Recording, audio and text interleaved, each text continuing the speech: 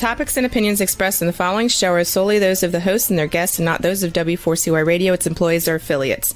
We make no recommendations or endorsements for radio show programs, services, or products mentioned on air or on our web.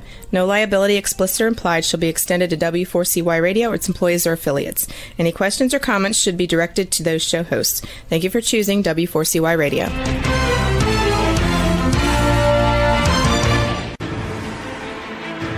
What's working on purpose anyway? Each week, we ponder the answer to this question. People ache for meaning and purpose at work, to contribute their talents passionately and know their lives really matter. They crave being part of an organization that inspires them and helps them grow into realizing their highest potential.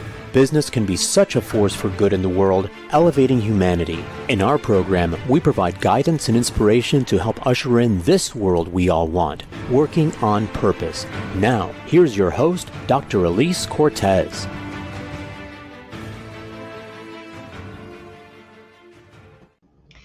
Welcome back to the Working on Purpose program. Great to have you. Thanks for tuning in this week. I'm your host, Dr. Elise Cortez, joining you live from Dallas, Texas, home base for me. If you've not met me yet and don't know my work, I'm a management consultant and organizational logotherapist specializing in activating meaning and purpose. My team and I help companies to detect and articulate their purpose to thread it through culture and operations. We work with forward-reaching organizations to develop inspirational leaders who create cultures where people actually want to come to work and do their best. And we provide programs that enable individual team members and leaders to discover and unleash their passion and purpose at work to catalyze fulfillment, engagement, and productivity. You can learn more about us and how we can work together at elisecortez.com. Also, if you like the content of the show, you may be interested in my next book due out in March of 2023. It's called The Great Revitalization, How Activating Meaning and Purpose Can Radically Enliven Your Business. You can pre-order your copy at bookshop.org or barnesandnoble.com. Now let's get into today's program. With us is the author of Collaborative Advantage, which we talked about together on air in 2019. Paul Skinner is also the founder of the Agency of the Future, which helps clients create collaborative advantage and other things to drive organizational success. He's also the founder of the Social Enterprise Marketing Kind, which brings together marketers and good causes to create transformational pro bono projects for social good. The guy is slightly busy, kind of an amazing man. Today, we'll be talking about his fabulous new book, The Purpose Upgrade. Change your business to save the world. Change the world to save your business. Paul Skinner, welcome back to Working on Purpose. Thank you, Elise. How are you? I'm great. I'm with you, Paul. I mean, you are such a brilliant mind. You know, I know that embarrasses you when I say that to you, but I just really love how your mind works. And I'm really happy to get to share you once again with my listeners and viewers, because this next book you've written, Paul, it's stunningly brilliant, kind of like you. Well, I can't think of a better way to start the new year. I can't either. And you know, it's what's so beautiful about it is you've really taken the notion of purpose, as I know you intended, to a whole other level. And I want to be sure and showcase that in our conversation today. But before we get into this, I also want to celebrate and applaud you for letting us in on the journey of being an author, Paul. You posted a video on LinkedIn when you got your first shipment of your brand new books from the publisher. And it was delightful to get to be with you in your home as you opened the box and you were cutting the box open, and you said, wouldn't it be funny if somebody else's book showed up? Not really. Not really. Well, it was a special moment because I don't know about you, but I appreciate books as physical objects. Me too. I don't personally have much interest in ebooks unless it's a necessity. Mm-hmm. I love books as physical objects. I'm quite open to audiobooks because for me that's just such a different experience and you can enjoy it in a different way. But I love books as physical objects, and I actually think we could invest in even better presented books physically, because I've often believed that really the cost of a book isn't the price that you pay, because that's relatively small, really. It's a couple of cups of coffee. The real cost of a book is the investment of time that you put into reading it. And so I actually quite like beautifully presented books. I love the way they smell, the way they open and sit in the hand. And so that is a very special moment. And I'm sure you felt the same way with Purpose Ignited. I did. I really did. So I'm going to take a note because I have 2 new books coming out. So at some point I'll do something similar. So I'm giving a nod to you as appropriate. So, okay, well, let's get into this book. There's so much to cover here. And I want to start with the promise of your book, Paul. And as we talk here, listeners and viewers, I like to read some passages from the book because it's just so beautifully written. And then I'll get you, Paul, to weigh in on it. But you start by, when we talk about this, the idea of a purpose upgrade. I really love the idea of opening our conversation with this opportunity. You say there's compelling evidence now that shows how that playing the part in tackling society's most pressing priorities, enterprises can create more attractive benefits for customers, build more meaningful livelihoods for colleagues, and unlock superior returns for investors, thereby bringing all the stakeholders that a business needs into alignment around a greater ambition. That sounds really good to me, Paul. Yeah. Well, since Adam Smith wrote The Wealth of Nations, we've been encouraged to believe that if we seek selfish benefit first, then we're meant to end up with a collective good as the happy byproduct. Right. I recently heard somebody say that perhaps the invisible hand was invisible because it's not really there. But it's certainly the case that we have systemic challenges today that show that model is broken down. But the good news is that both reason and evidence suggests that if you flip that on its head and you start by seeking to contribute first, then you do end up being able to derive your own self-directed reward as your share of what I describe in the book as the far greater overall wealth of change that making an enterprise a channel for something greater than itself can unlock. Yeah, and I really also appreciate that you distinguish that, fulfilling true human needs rather than manufacturing spurious consumerist wants has become the biggest business opportunity of our time. I really align with that, Paul. That really aligns with, it's also what I have in many ways in my new book, The Great Revitalization. I told you that we have some wonderful alignment and sing-song and complementarity in our works there. So then you go on to say, which is so beautiful, I love this, you say purpose is awakened by problems to solve. Yeah. And I just think that's really helpful to understand for people to recognize, and that what you're encouraging us to do, Paul, is to gaze higher for a bigger, more complex problem to go after. That's what you're saying in your book. And I just think that's so compelling. Yeah, I came across a book recently by Henry Kissinger, where he puts in a single word the leadership strategies of different world leaders that he worked with. And so your comment reminds me of that, because I would say if we were to put the purpose upgrade in a single word in terms of what kind of strategy it is, then I'd say it's a strategy of elevation. It's a strategy of how can we be more useful to each of our stakeholder groups. I might pick up on your comment on needs. I remember researching for the book, I came across an article, I think it was in 1927, by Paul M. Mazur in the Harvard Business Review, saying that businesses needed to go from meeting needs to meeting wants.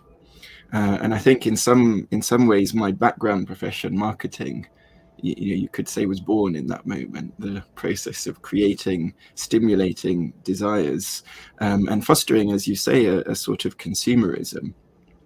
I think that today, in a sense, the pendulum needs to switch back, and we need to get better at understanding fundamental human needs, because we are in an ever more crisis-prone world. The word of the year this year was permacrisis. And so I think we need to get much better at now leaning back into actually what does the world really need, and rooting our long-term value creation processes in that need. So I think, as you say, we need to find the most valuable problems that we can to solve, whether or not that happens to be aligned with our prior assumptions. And for marketing, to finish that part of the thought, I think that we need to get much better at moving, perhaps the purpose upgrade for us as marketers is to go from making the attractive necessary, as Paul M. Mazur advised us to do, and to advance to making the necessary attractive. How are we going to upgrade our lives and patterns of work to make them truly compatible with an environment that has become crisis prone and to which we need to respond? Hmm. All the more reason why you talk about some myth busting, which I think we'll talk about a little bit later in the show if I have that right in my notes here. But one of the things that you also say, which is really going to probably upset, and I don't mean in a bad way, some of our listeners and viewers, is that if we don't think about purpose as fixed, like a North Star. A lot of people, as you know and talk about in your book, do reference and consider purpose like their North Star. And you talk about how that becomes quite singular and is really quite insufficient. Yeah, so first of all, I want to concede that people have done good things with that analogy. You know, North Absolutely. Star gives you a direction of travel, and pursuing purpose is a direction of travel. But it is a singular fixed object. And of course, in a human world, our problems keep changing. I think this sort of borrows from the biggest story that we have in the West, or the biggest archetype of story, which is the redemption narrative. So the idea is, you know, problem is A. If only we provide solution B, then C, we get to live happily ever after. And so that's where we get this notion of things like the North Star, which, you know, perhaps borrow from the notion of the Star of Bethlehem. And what's interesting is, you know, have happened to have worked with a lot of leaders in the field of disasters and emergencies, for example. Mm-hmm. And what you learn is that communities can often be, you know, when they're hit by a disaster or an emergency, can often be at their most purposeful. And certainly that context of a disaster or emergency gives them reason to be purposeful. Mm-hmm. And of course, that involves completely reprioritizing, and couldn't be further removed from the sort of straightforward linear planning that you might associate with purpose as a singular fixed end point. I mean, I think this year, of course, we've had serious conflict in Europe since February.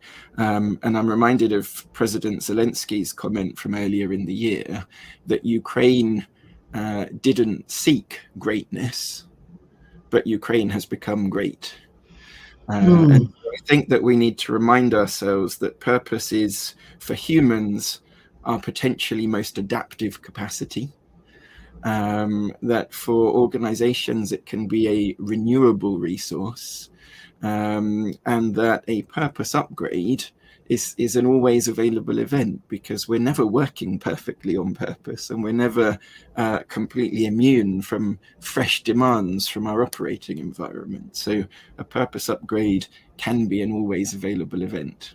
Mm-hmm. One of the things that you say in your book that just really smacked me, and as you know, Paul, I read these books cover to cover, and I have pages of typewritten notes from the book. One of the things that I think is really important for us to convey to our listeners and viewers is what you're talking about there is really paying attention to and utilizing situational intelligence. And what I like about that, there are so many things I like about that. One of the things that you say, Paul, in your book is you say, you know, people get this idea that if they just look inward, they'll be able to figure out their purpose. If they just stew enough inward, they'll figure it out as an individual or as a company. And you miss all of that situational intelligence that's available to you to be able to catalyze what's the big problem that I can actually work on solving here. What are my stakeholders suggesting that we might want to work on together for a bigger ambition? So I love how you contextualize everything, Paul, because it makes everything so much more dynamic. Yeah, and we're often told purpose is about authenticity. And again, like the North Star analogy, there is some merit in it, in that it's very hard for a business, for example, to claim a purpose that is fundamentally at odds with who the business is run by and what it stands for. But you know, purpose doesn't best come from introspection alone. There'd be no point in offering, for example, an experience of authentic gastronomic delight in an environment of food poverty. Right. So really, purpose is born as a product of the interaction between ourselves and others in the context in which we find ourselves. Mm-hmm. And that's true for us as individual humans, it's true for us as communities, and it's true for us in organizational life as well. Mm-hmm. You talk about that in the book as well. It's such a great example to really situate why the situational piece is so important. Okay, now let's take it another level here. So for a lot of people, and this was what you did in your book that's so beautiful, is you honor everything that came before us, and then you say, and wait, there's more.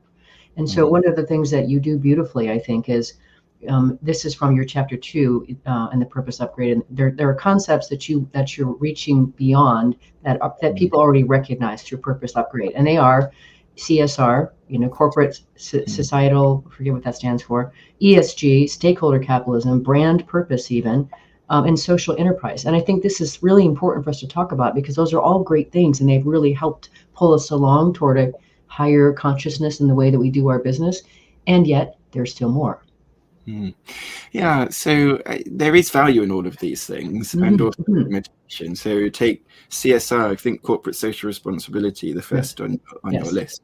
That can make a very sincere contribution, but it's the part of a business that is giving back. It's not it doesn't define the business model. It doesn't define what kind of change a particular business is bringing to the world.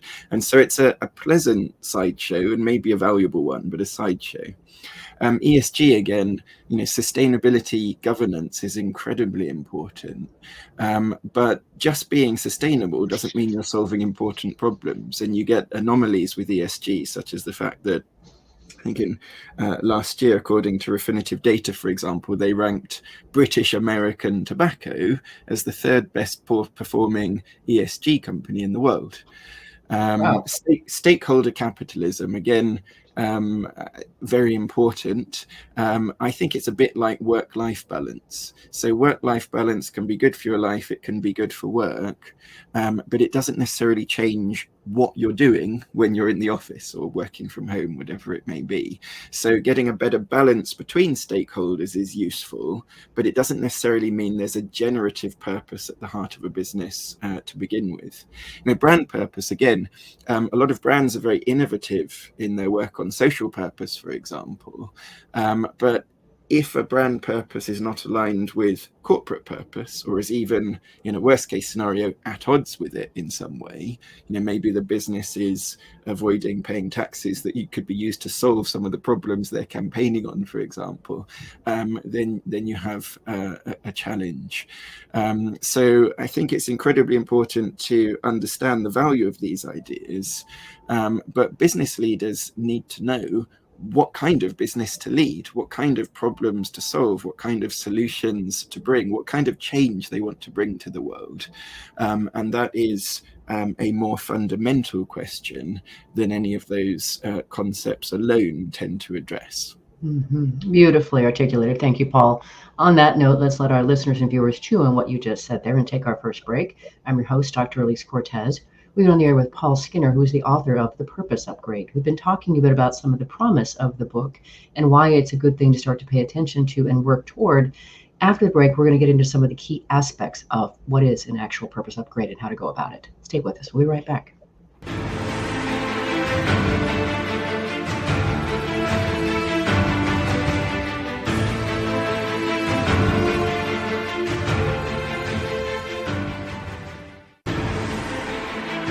Dr. Elise Cortez is a management consultant specializing in meaning and purpose, an inspirational speaker and author. She helps companies visioneer for greater purpose among stakeholders and develop purpose-inspired leadership and meaning-infused cultures that elevate fulfillment, performance, and commitment within the workforce. To learn more or to invite Elise to speak to your organization, please visit her at elisecortez.com. Let's talk about how to get your employees working on purpose.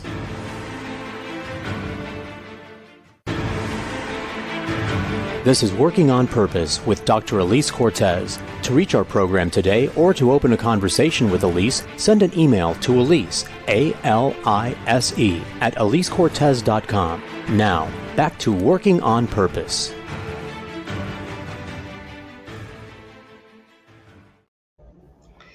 Welcome back to Working on Purpose. Thanks for staying with us and tuning in today. If you haven't checked out my first book, Paul mentioned it earlier, it's Purpose Ignited. I hope you'll check that out. I really wrote that book to awaken readers to their passion and their purpose and start them down the path of becoming an inspirational leader who can actually start to steward this work that we're talking about today on the show. If you're just joining the program today, my guest is Paul Skinner. He's the founder of the Agency of the Future, which helps clients create collaborative advantage to drive organizational success.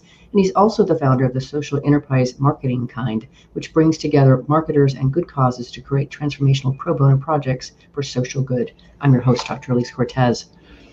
So next, Paul, what I'd love to do here, we've been talking conceptually here, and that's beautiful. I love these ideas. I want to also now talk about some application. So you mentioned this chap named Mick in your book here. And I think it would be interesting if you could introduce Mick to our listeners and viewers and talk a little bit about his transformational purpose journey. Yeah, of course. So Mick Jackson, he's a very interesting character, Dr. Mick Jackson. He's a former, quite well-known musician, as it happens, very creative individual and very entrepreneurial. He was actually on a mountaineering expedition. So he had a very clear goal to achieve, which was to climb K2. Actually, the twin peaks, K2 and Broad Peak. And then actually, tragically, a young French boy was found dead in a tent ahead of them due to exposure to the conditions. And of course, his body was airlifted from the mountain.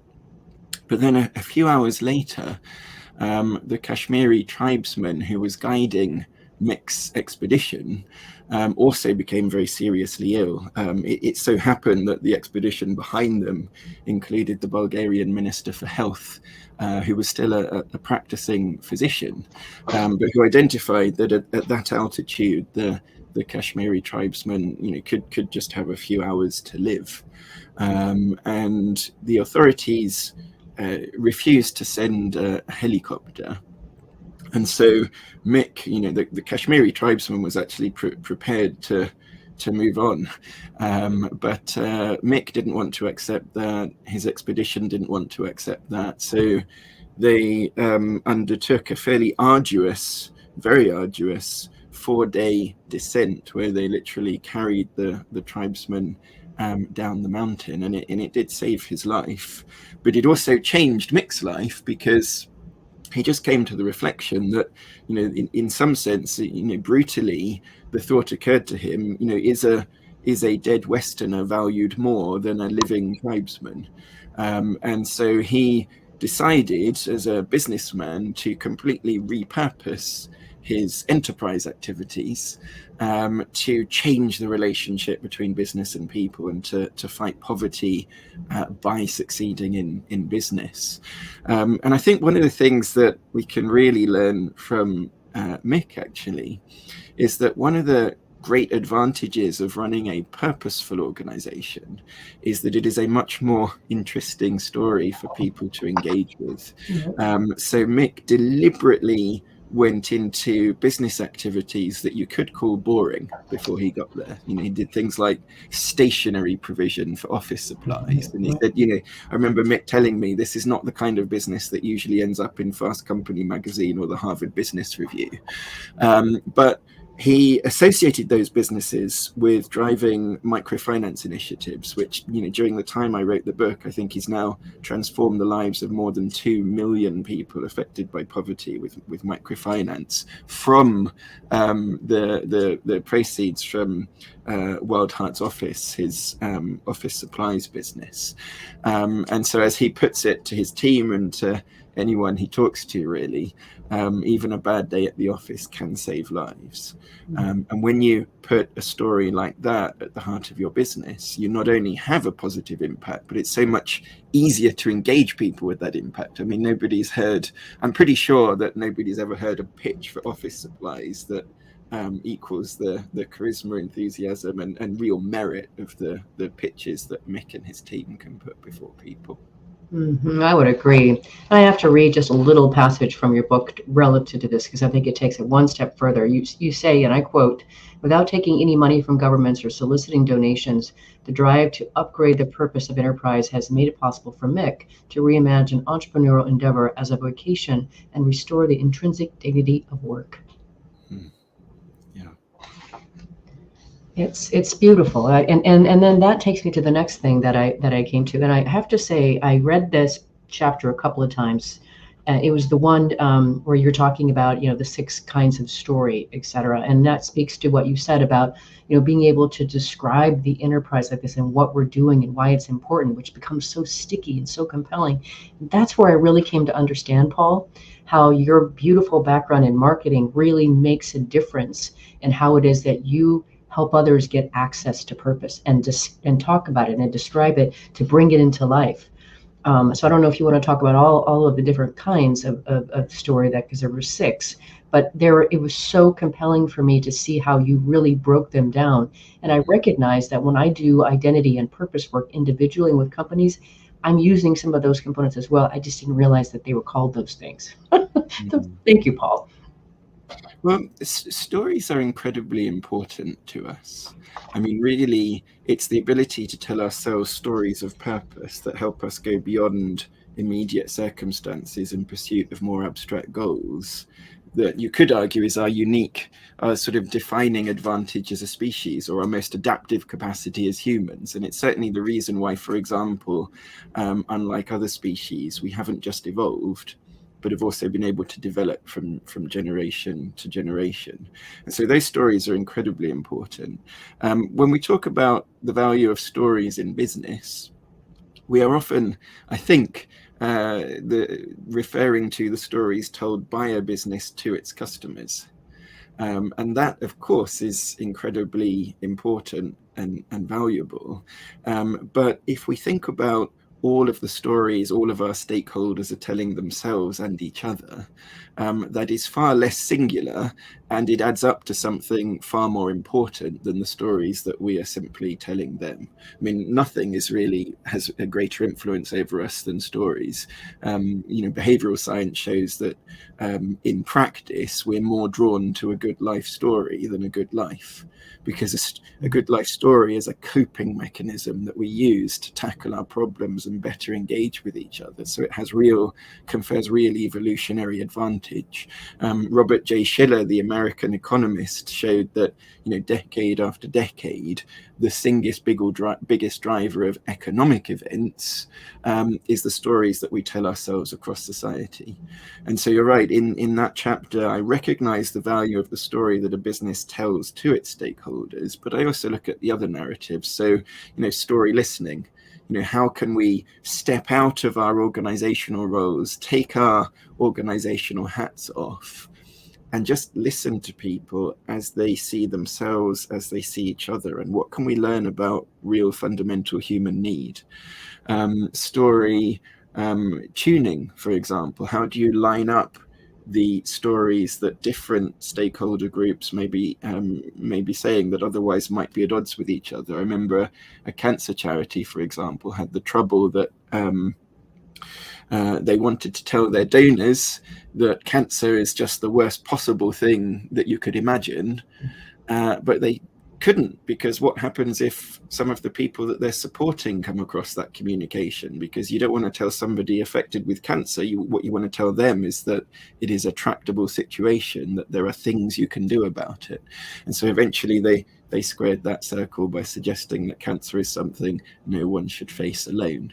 There's story editing. How can you help people tell a better story about themselves? One example from the book is, of course, McKinsey, the consulting organization, where at McKinsey, if you're not going to get a certain promotion, then there comes a point when you end up, it's best for both parties for you to leave the firm. In many contexts, that would lead to a little bit of disappointment or animosity, perhaps. But McKinsey rebrands that as becoming an alumnus of the McKinsey network. And of course, that positive relationship and seeing that ongoing connection to McKinsey turns a lot of its ex-employees into valuable future clients for the good, hopefully, of both parties. Story doing is very important. If you're going to make a promise to your stakeholders of some kind of better that you're going to help them step into, then you also, of course, have to live up to that. I remember fascinating conversation with the marketer Seth Godin, telling me that if you do enough mission action, then the mission statement writes itself.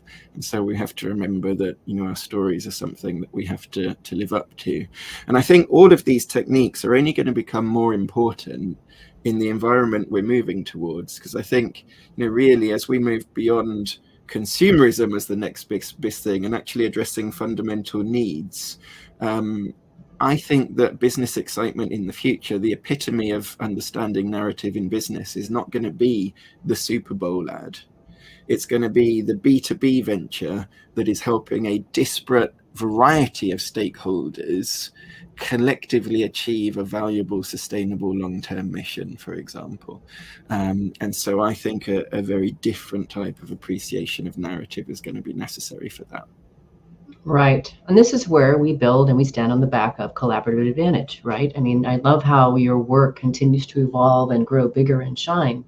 And you do, all this is mentioned in the book. I love the McKinsey example as well, by the way. I want to also talk a little bit about Monique of the Green Girls in America. I love how you say we need fewer fixed solutions bolted awkwardly onto dynamic problems. We need more people like Monique who can adapt around the needs of emerging problems and foster solutions that work across ecosystems and through communities as a whole, empowering greater outcomes from within them and from without.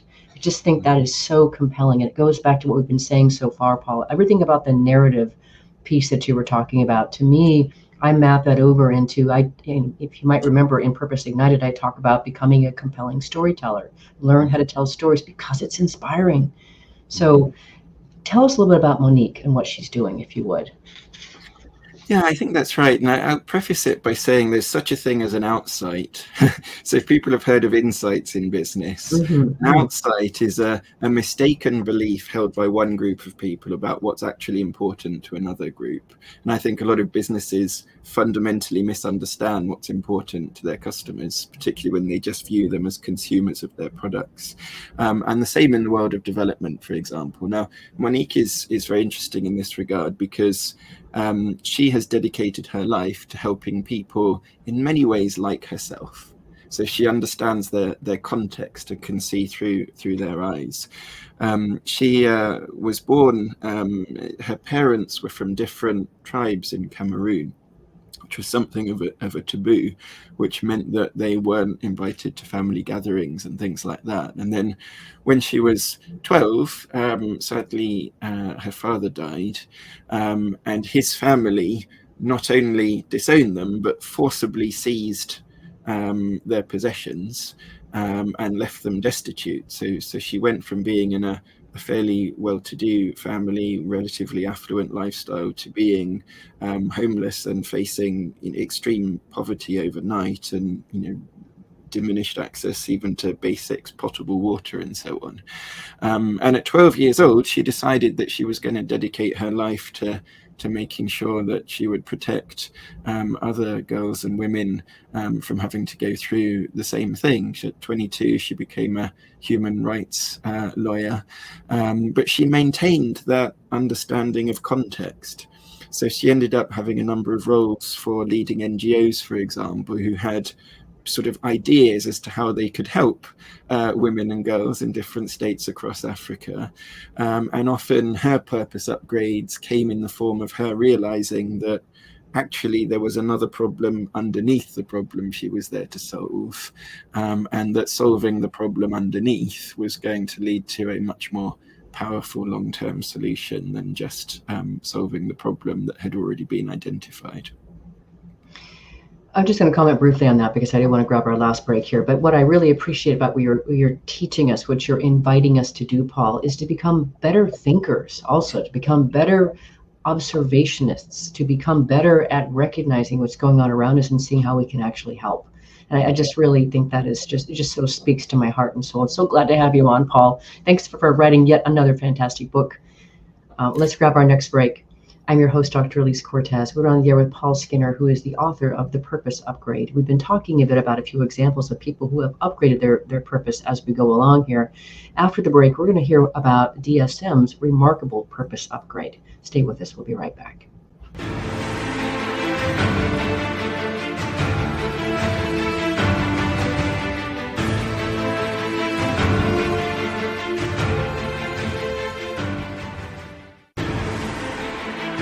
Dr. Elise Cortez is a management consultant specializing in meaning and purpose, an inspirational speaker and author. She helps companies visioneer for greater purpose among stakeholders and develop purpose-inspired leadership and meaning-infused cultures that elevate fulfillment, performance, and commitment within the workforce. To learn more or to invite Elise to speak to your organization, please visit her at elisecortez.com. Let's talk about how to get your employees working on purpose.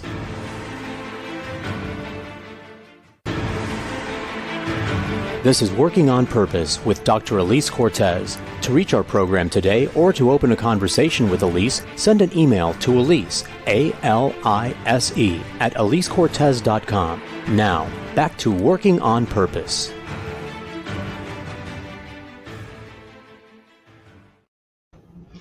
Thanks for staying with us and welcome back to Working on Purpose. One other bit of news I want to share with you is the anthology that I curated called Passionately Striving in Why is available, and it showcases 25 stories from women around the world who share their very intimate story of how they discovered their purpose and are now serving from it. One of those stories is also from Cameroon, by the way, Paul. We have stories from Australia to Zambia, so I hope you'll check that out as well.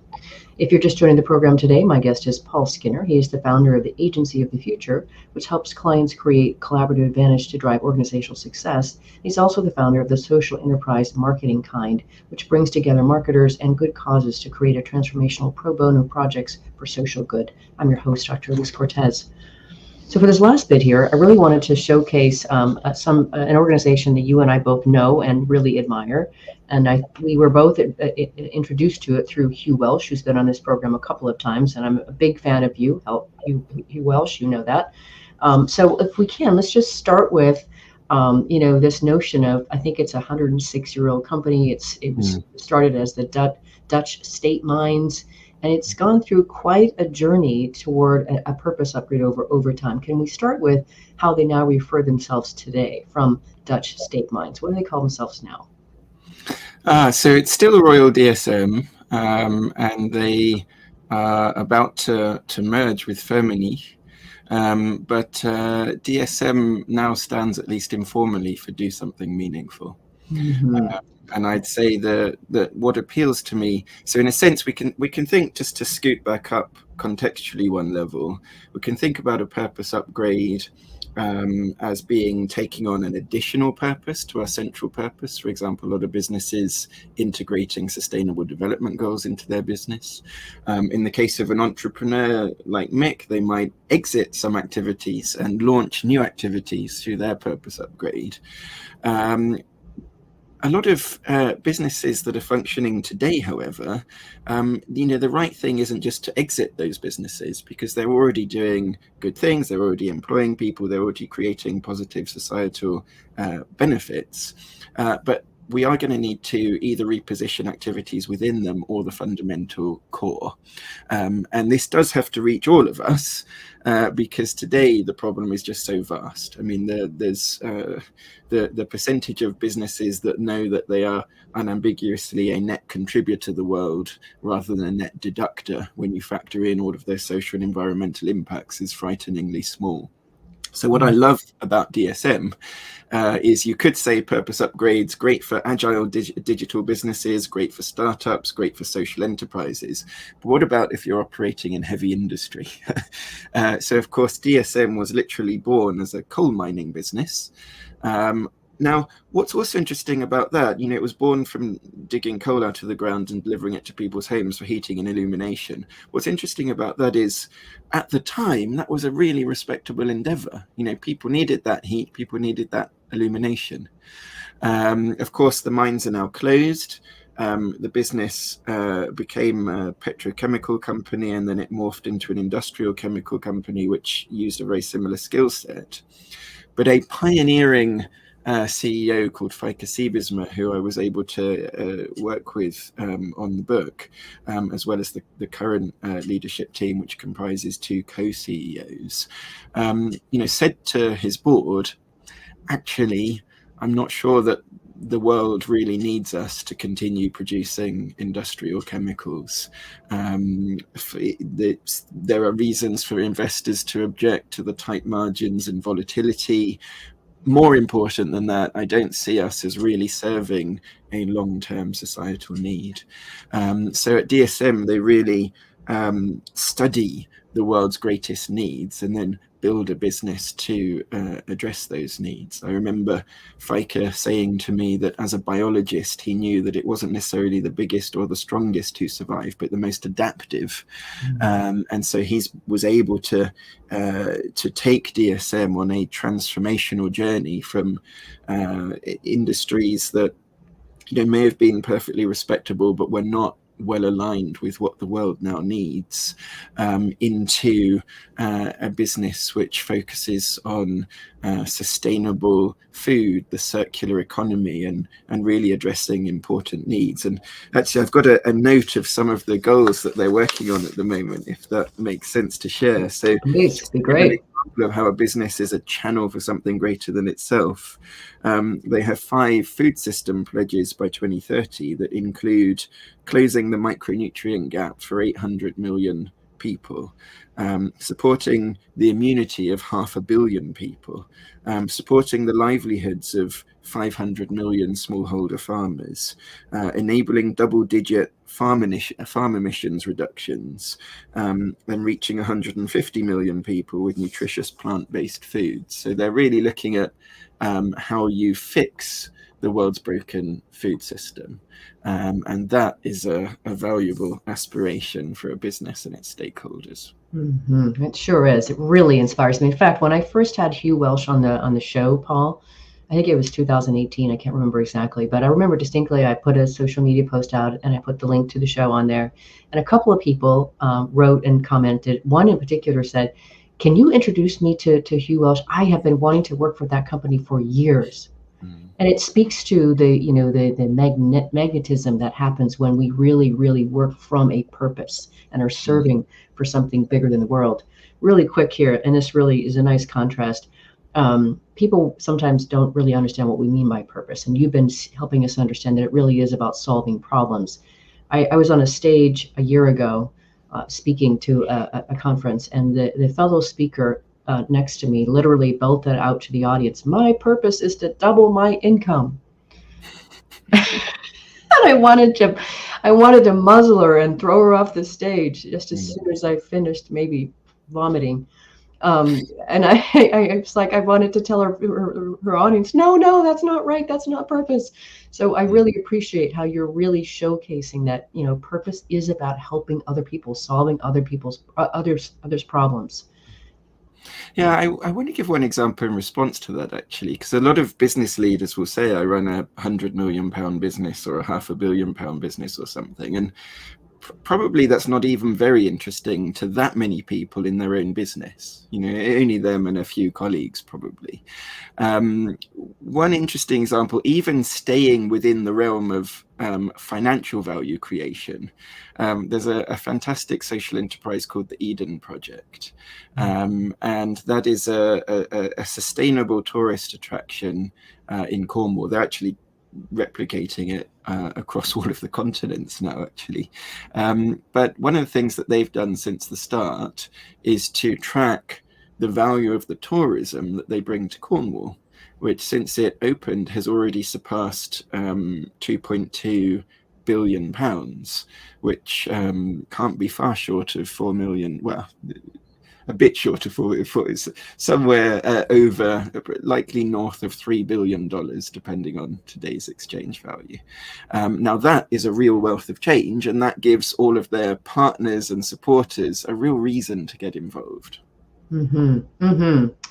Well, and what I also appreciate about this whole work that we do in purpose, and you and I have been in this path together since we've known each other these last 3 years. But the thing about running a purpose upgraded organization or a purpose, guided organization is then it starts to spill over to all the way that you relate to all the stakeholders. So one of the other things I wanted you to speak about is DSM's X Time program, where I understand it, according to your book, is they allow their employees to spend up to 10% of their working time working on projects that may have little to do with their individual core functions, but give them an additional opportunity to make a difference aligned with DSM's greater purpose. Hmm. So I think that's really, really compelling. And really quick before you answer that, Paul, remember that, I'm a logotherapist, and so I traffic in the world of meaning. And one of our meaning sources is our creative offerings, what we give of ourselves, which I call passion. So if DSM is helping their employees to cultivate things that are really important to them, things that might be, their passions, and it's not even necessarily related to their core function, it's certainly in alignment with what I've been professing other companies do as well. So if you would, tell us a bit about this X time and how does it work, and if you've got any examples of how it showed Yeah, up. and I think to relate it back to your starting comment about how we relate with all stakeholders with meaning and purpose, so we might Mm-hmm. expand it. But X time is 10% of staff time at DSM, where they can pursue initiatives that, as you say, are outside of their core function in terms of their discipline, but not outside of their core purpose, and that all of their activity is purposeful. And I think the origin for that came from an insight from Feike Siebersma. So he had some very powerful transformational experiences. Their partnerships with the World Food Programme came after he heard a leader of an African state saying, aid agencies and aid programs give people carbohydrate-rich food that keeps them alive, but not protein-rich food that keeps them productive. So it sort of keeps the problem going rather than solves it. So he initiated a partnership with the World Food Programme to address that with protein-rich foods. And when he was visiting Bangladesh to see some of that partnership in operation, he met a mother who showed Feike her infant. And then as he was holding the infant, she said, take it. And he didn't understand. He asked, what on earth do you mean? What? And she said, if you don't, what will happen. And he didn't. I don't think that she got to the end of that sentence, but that really changed him. This wasn't an intellectual pursuit anymore. It was something he had deep conviction for, and he also realized that experience had changed his life forever. But how do you run a business where everybody needs their own story? They need to change their own life forever, and they need to feel that conviction as a narrative about themselves in their own minds. And there are fewer better ways to do that than to give people opportunities to change the world for themselves, and people can derive their own narratives around that. Now, I would say this applies to all of our stakeholders. So in conventional economic thinking, we think of people as consumers, humans as resources, our home as an asset to be exploited, investors as shareholders, and so on. But actually, all of these stakeholder groups, we can see them in the round through the lens of meaning and purpose and be the better for it. People are not just consumers, they're actively trying to improve their own lives, and our role is just to support them and find some kind of better for them to step into. Humans are not just resources, but colleagues bring their discretionary effort and talent to bear on their work, and all the more so if they have conviction in that work. Investors are not just walking checkbooks, but are people who can commit to a future with us, and hold us up to that future, if we can create the right shared vision with them. And of course, communities are not just markets, they're the things that make all of it worthwhile to begin with. And our shared home isn't just an asset to be exploited, but is our ultimate renewable resource, as long as we work with nature rather than against it. Mm-hmm. Beautiful, Paul. I wish we had more time, because I also wanted you at some point, we'll just dangle this out here, that you also talk about how DSM ties its compensation to such things like reducing greenhouse gases. Executives' compensation is connected to that. And that's really, really critical. Talk about moving behaviors and such. We don't have time to talk about that, but I want to dangle that for our listeners and viewers and get them to read that part of your book as well. So now that we have come to the end of the show, Paul, it's great to have you back. The show has evolved to being a thought leadership platform that advances that conversation to create those workplaces where people want to come to work, give their best. The inspirational leaders lead them to their greatness, and we do business that betters the world. What would you like to leave them with? So I think that there is so much difficulty today. I referred to permacrisis is the word of the year. And if we are realistic with the science around the climate emergency and biodiversity loss, I mean, the UN Secretary General has said code red for humanity, and humanity has become a weapon of mass extinction. If we look at the inequality statistics and see how many people are getting more and more precariously excluded from the benefits of capitalism, then if we're realistic, we see that there are really substantial problems to solve. As one of our guests at Marketing Kind put it to me, throughout most of our existence, there would have been nothing we could do to destroy our home. With the invention of nuclear weapons, there was something we could do to destroy quite a lot of it if we made a very serious set of mistakes. Whereas today, we're at a point where if we just continue with life and business as usual, it's guaranteed, it's baked in as an outcome now. So there is a lot of reason to be fearful. So if we're going to be realistic and we want to have hope, I think where the hope comes from is that our stories of purpose can be far more malleable than we usually realize. I remember Ian Goldin, who ran the state bank for President Mandela, telling me that, before Mandela was released from prison, nobody today would think that apartheid is a good idea in South Africa, but before Mandela was released from prison, a majority of white people did think it was a good idea. And so our stories can change incredibly quickly, and as he continued, 20% of people can change 80% of our stories. So we really do need to upgrade our narratives as to the kind of good life that we can support our stakeholders in achieving, the kind of change we want to bring to the world. And if we use the malleability of our narratives and scaffold them appropriately, I do think that we can get out of the problems that we face. Compelling way to finish, Paul. Thank you so much. I'm so grateful. I'm grateful to have you as a friend to share with my listeners and viewers. Thank you for coming back on Working on Purpose. Thank you for having me. Listeners and viewers, if you want to learn more about Paul Skinner, the work he does, the books he's written, start by visiting his website. It's simply AOF.com, Agency of the Future.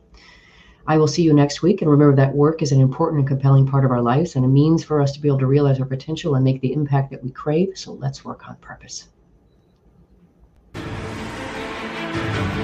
We hope you've enjoyed this week's program. Be sure to tune into Working on Purpose, featuring your host, Dr. Elise Cortez, each week on W4CY.